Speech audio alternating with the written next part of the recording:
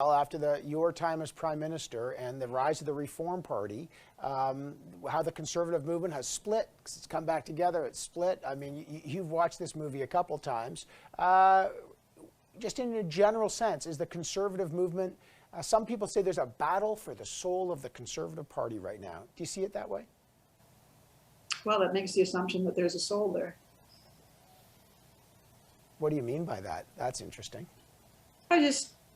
I'm sorry, if you're not worried about climate change and you're not worried about resurgent authoritarianism and you're not a champion of the rights of women to make the contributions they need to make in society, I'm not interested. And climate change is the non-negotiable thing for me. We've got a war in Ukraine and debates about no-fly zones. You've got the abortion debate back. We've got debates about climate.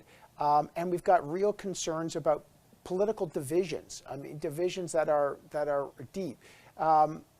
If the Conservative Party is going through a leadership race. You're the former Conservative Prime Minister. Any advice on how the party ought to deal with those fundamental issues? Well, it ought to deal with them. It ought to not stick its head in the sand, and it ought to show leadership. We talked about abortion. We talked about gun control. I dealt with a lot of issues that nobody in their right mind would choose to deal with, but they had to be dealt with. When Marc Lepine went into École Polytechnique and murdered 14 women engineering students, it just put the gun control issue right up on the top of the agenda. So I couldn't say, well, I don't really want to deal with that. That's your job, and to try and show leadership and to try and create the best public policy you can.